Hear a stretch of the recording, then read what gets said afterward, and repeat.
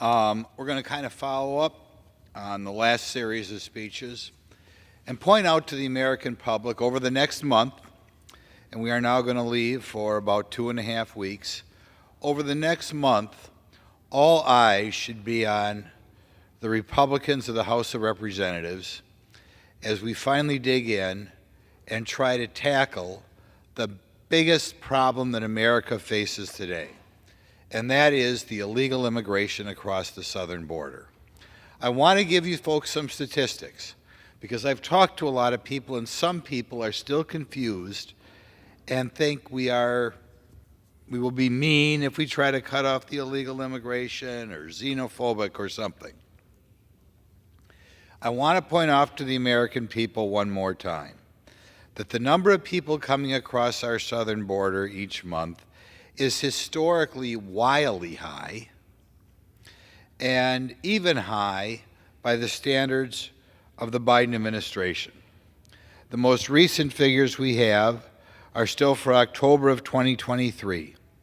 Almost 300,000 people came across our southern border in October. That is up from about 180,000 a year ago, so from 180 to 290. If you go back 2 years, you're down under 100,000. And if you go back 3 years, it was under 20,000. So we're going up, even higher than I thought, about 14 times as many people are crossing the border today as were crossing the border 3 years ago. It is a disaster for the United States. Of that amount, we're up to having, depending on the month, 6,000 to 9,000 unaccompanied minors crossing the southern border. There was a time where Americans' heartstrings were pulled a little bit if a family was separated. If a 16-year-old comes across the border without either of their parents there, isn't that a broken family? And they may, for all we know, never see their parents again. They may be human trafficked. They might wind up working illegally on a third shift job. The New York Times reported, the Biden administration objects to it, but I think anybody would agree that tens of thousands of unaccompanied minors, they've lost track of where they are in America. Why aren't more people upset by this? And there are people who say, well, some of them are okay. Are we making any effort to find out if they're okay? In some other statistics that should be tackled here, as we permanently change America, we not only look at the number of people coming here illegally, but we should be looking at the number of people who are coming here who are being deported after they do bad things. And one more time, we find dramatic reductions in the number of people who are coming to our country, who are being deported from our country after they do bad things. In the most recent year available, about 72,000 people were deported, primarily for breaking the law of some nature. Now you've got COVID in the middle there, but you go back to 2 years, and that 72,000 was 185,000. Before COVID hit at all, we were deporting about 250,000 people a year for breaking the law. We have now dropped that to about 1/4 as many. So we not only have a problem with the current administration has an open border, and the number of people crossing the border is up by about 14 times what it was 3 years ago, but the number of people deported compared to, and I don't like to make this a Trump thing, but compared to under Trump, has dropped about 1/4 as many. And it's hard to believe right now, but at the time of the Trump administration, people were critical because people were doing horrible things and weren't being deported. So I think President Trump should have been deporting more. But nevertheless, almost 1/4 as many people are being deported as were 4 years. So we're both letting far more people in the country, and we're kicking out less people who I think everybody should agree were a problem. Now, there is going to be a strong effort made when Congress returns from our Christmas break to do something to aid the Ukraine. Well, the Republicans feel, and rightfully so, that this is such a crisis, what's going on our southern border, that we should not be addressing any other crises around the world until this situation is solved. There are other statistics that the public should be aware of. Every year in this country, over 1 million people are allowed in the country with green cards. So it's not impossible to come here. And right now, almost 1 million people are sworn in every year to become new citizens. This is the highest number that we've had since 2006. So don't let anybody say it's impossible to come here, that America is being xenophobic and turning their back on the world. 1 million people every year, just shy of that, are being sworn in legally. And 1 million people a year are also being let in on visas. As the result, nobody should say that America is afraid of people in other parts of the world. The only question is, should we have people coming here who have not been appropriately vetted? And how much of a quick change in the makeup of America's population can we stand? Here, I'll point out, last year I have available statistics, 970,000 new people were sworn in as America. I was at a ceremony in Milwaukee, and by itself that day, in Milwaukee County, about 270 people were sworn in 1 month in Milwaukee County by itself. Last year we had, despite this huge illegal immigration, we had just short of 1 million people naturalized, the most since 2008. There are only 2 years, from what I can tell in the last 50 years, that more people were legally sworn in as new citizens that were sworn in last year. And I am led to believe, at least by my local officials, that that number is going to go up again when we collect the final numbers from 2023. I strongly encourage my Republican colleagues to hold the line. We have passed legislation out of the House, and we don't even really need legislation, but we've passed legislation out of the House to change the immigration laws to the degree to which we will go back to where we were a couple years ago, and only a small number of people will come here that are not legal, and we will stop the current trend of having such a wholesale change in the makeup of our immigrants coming to America. John Adams said our Constitution is built for a moral and religious population and totally unfit for anybody else. We therefore have to make sure that just as we do a good job of raising our children who are expected to live in a country under our wonderful Constitution, which anticipates a limited government, which is necessary for a free people, we have to make sure that the people who come here are a moral group of people who are prepared to live in a country based upon less government and leaving people alone. And if the House Republicans do not get what they want in January or February, it is scary for the future of our country. This is a fight the Republicans, of course, do not want. Who wants a fight? But it is something that's necessary to change our country. And if we lose that fight, we're going to go back to the days of 180, or continue the days of 180 or 300,000 people a month crossing the southern border. I hope the press pays careful attention to what's going on here, and I hope the American people pay close attention to what's going on here. Now, the next topic we're going to address, and we've addressed it before, is we are right now working through the 12 bills, which people back home, which we call appropriation bills, the people back home would call budget bills. And in virtually every bill, there will be a disagreement as to whether America ought to be spending more money identifying people based on racial makeup, trying to use racial makeup where your parents were born 2 or 3 or 10 generations ago, when determining who gets a job, who gets a promotion, who gets a government contract. This has been a big part of American life since 1965, but under the Biden administration, it has become a much bigger,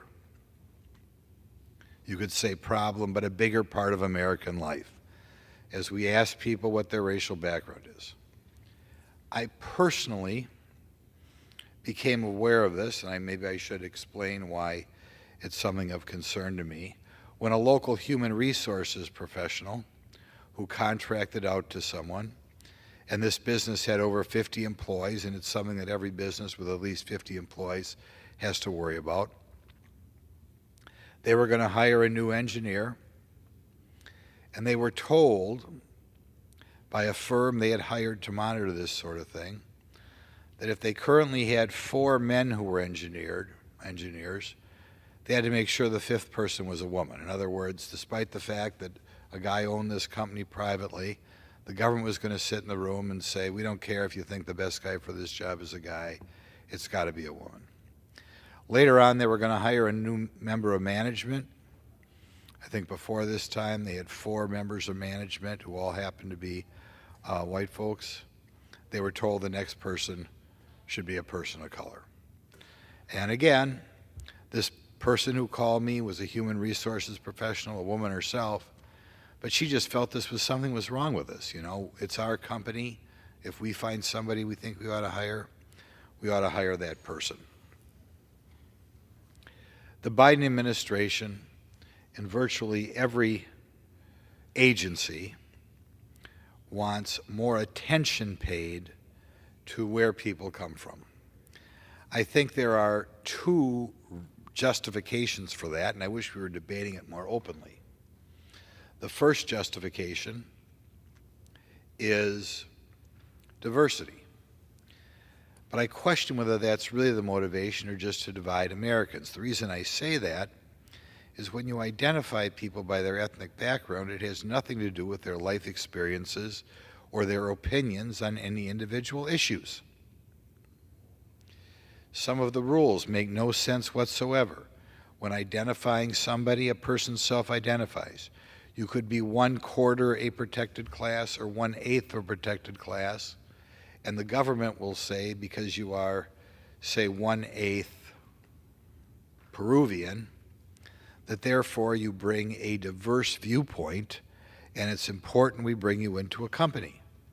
That makes no sense, but that is the current justification. Or a justification may be that we have to make up for past sins. Again, people getting preferences are ever increasing. People who were not even in this country 20 years ago. Why would we have to put our thumb on the scale or order a company to hire somebody who, I was reading about a woman last night. She came here, she had, I think, 1 parent was from Jamaica and 1 parent was, I think, from the Bahamas. But in any event, this person, their ancestors did not suffer in any way in the United States. As a matter of fact, they thought the United States was so wonderful, they would immigrate here. But nevertheless, they used the excuse that to make up for past injustice, we have to give you preferences, which makes no sense. The diversity argument is also strange. We can have somebody who came here from Vietnam 3 generations ago. Maybe they're right now 1/4 Vietnamese. Maybe they don't know how to talk Vietnamese and have never set foot in Vietnam. But according to the diversity bureaucracy, it's important they give preferences because they will bring a diverse viewpoint to the workplace. Does it make any sense to say you're going to bring a diverse viewpoint if you know nothing at all about the country or culture which you supposedly represent? In any event, there are programs along this line being pushed throughout the federal government. I think largely the Republican Party will try to decrease them and just say we're going to view people as individuals, while the Democrat Party wants to forever label people by where their grandfather or great-grandfather or great-great-grandfather lived. I think that is a recipe for divisiveness, and I hope the Republicans prevail, and I hope the American public objects to this increasingly divisive program.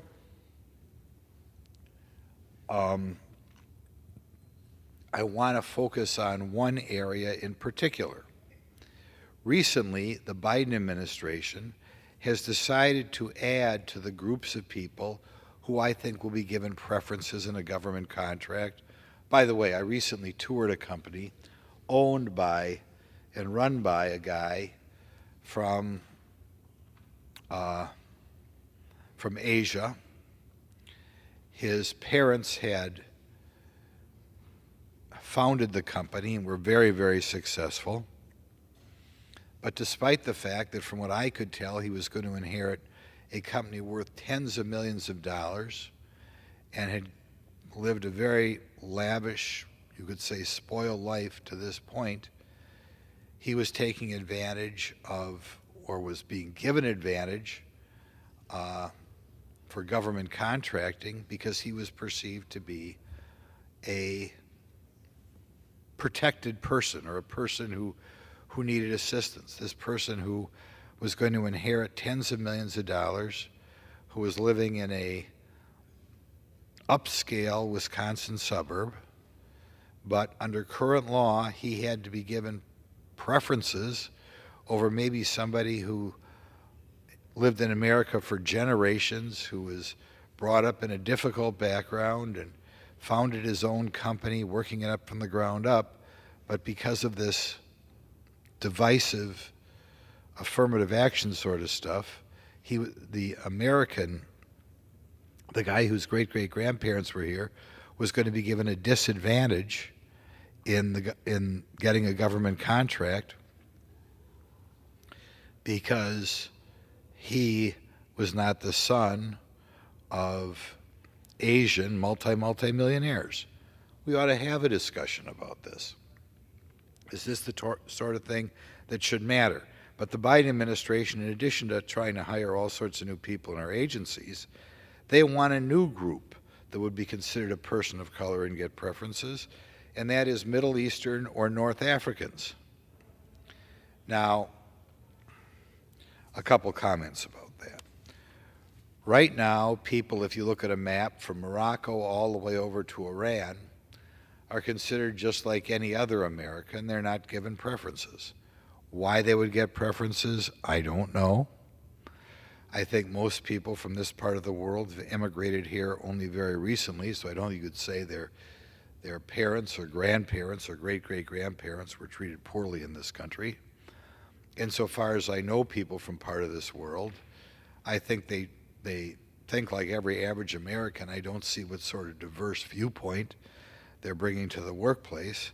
Nevertheless, and I should point out, right now, people from Middle Eastern or North African background is making, if money can be described as a success, considerably more than the average American citizen, including the average American white citizen. Nevertheless, the Biden administration wants to put this group from Morocco, from Lebanon, from Syria, from Iran, they want to say that if you found a company here, you get preferences if you're dealing with the federal government. Now, too many people, I haven't yet to find one person back home who knows this, the Biden administration is trying to do this, but it's something that ought to be more publicized in the mainstream media and ought to be subject to debate. And one of the topics that should be brought up, is this a way to destroy America and divide America? Or when people vote, create a situation in which, what are you going to give me because I'm from Peru? What are you going to give me because I'm from Vietnam? What are you going to give me because I'm from Iraq? What are you going to give me because I'm from Angola? I think that's the way we're headed, and the time is now to nip it in the bud. And by the way, I mentioned that people from North Africa make more than the average American. That's also true from the wealthiest immigrant group in this country, people from India. People from China make more than the average American. People from Philippines make more than the average American. People from Cuba make more than the average American. From what I can say, it might take 1 or 2 generations, but then people from Africa or Southeast Asia make more than the average American. So we should not be afraid to put an end to this. We have a labor shortage. These DEI specialists should be swept aside, and we should go back to the days in which companies could hire and promote people based on who is the best for the job. I hope this is discussed over the next 3 weeks back home, so when Congress reconvenes and works on our appropriation bills, we try what we do to get rid of these DEI specialists. The final topic of the day is with regard to 2 different groups who are being treated very differently, and it's time we got rid of the differences. Beginning in the 1960s, America began to institute, the federal government began to institute, widespread use of income-based benefits. Some of them were low-income housing benefits. Some of them were, at time, what we called AFDC benefits. Some of them were food benefits. Some of them were health care benefits. But they all gave more benefits to people who were considered to be in poverty. Frequently, that in poverty meant that you couldn't get married, because if you have a couple together and one of them has a job, they usually are not considered to be in poverty, so they don't get free housing, free food, free check. There's a flawed program called Earned Income Tax Credit, in which people also get more money. All these programs have 2 things in common. They largely penalize people who get married to someone with an income, and they all largely discourage people from working. And in my experience, talking to people on the lower level of the income scale, they all know when they should stop working to get the maximum benefits. There's a sweet spot if you're a single parent, around $16,000 to $18,000, and you get your earned income tax credit, you get your rent-free apartment or almost rent-free apartment, you get your food share, you get your medical care, you may be getting some separate individual checks. And as the result, we are discouraging 2 things. We are discouraging marriage, particularly marrying to somebody who's got an income, and we discourage work. There's a bill working our way through Congress right now, which is adding a new class of Pell Grants. Pell Grants are what amount to college scholarships for people who are perceived to be low income. And what happens with Pell Grants, and the same thing would be said about food stamps, the same thing should be said about low-income housing. If one couple gets married and raises a child on their own, under most cases, they're not eligible for free government scholarship. If they decide not to get married, and maybe you have one parent with a small income, their children get what amounts to a college scholarship. I had a woman approach me saying that her and her husband got married, and their daughter was $35,000 in debt when she graduated from college, and she thought that was unfair because her sister didn't get married, and her daughter was getting what amounted to tuition or almost free tuition for 4 years because of the marital status of her parents. So the child For a married couple, 35 grand in debt, very little debt of the child of an unmarried couple. In America, we're supposed to be treating people equally, and obviously we're not treating people equally here. It's like it's the policy of the federal government to discourage marriage, and particularly discourage marriage if you have children. This is not something that's been talked about lately. It hasn't been talked out in depth here as far as I can tell since the 1990s, but since equity or equalness or something is the catchword that you hear a lot of around here, I think we ought to look at these programs and stop penalizing people who get married and have children. It's a shame, but a lot of people feel they can't afford to have kids anymore. Maybe they have no kids, maybe one child, and you hear it's because they don't have enough money. But meanwhile, we have no problem taxing them to make sure people with a different lifestyle have a variety of things. And I hope, it's not going to change in January or February, but I hope the people in this institution begin to think about that. Was it right to set up programs, and the only way you can get them is if you don't get married? So I hope, when you have children. So I'll recount a little anecdote with regard to the Pell Grants. I used to speak on this back in Wisconsin before I was a congressman, and I would go through all the different programs which you lose if you get married and have a job. And I talked to a young gal who was in the room at the time, because sometimes I think I got to know more how young people think. And when talking about the grants that went out to people of supposedly low income, and of course this also encourages working off the books, all these things do, the gal told me and my husband got married before we had a child. But none of my friends are getting married, they get free college. And I think people in this institution have to stop and think, is that right? Should we be teaching the young people that you get free college if you don't get married when you have a kid? Well, that's what we're teaching right now. That's what we taught that young gal in Green Bay, if she's listening. So I have heard what she said, and I hope it's something that's talked about a little bit more in this institution. So those are 3 topics for the American public to chew on over the next 3 weeks. The record number of people coming across our border and permanently changing America and bankrupting America. The obsession over identifying people where their great-great-grandparents came from, as if their view of the world is the same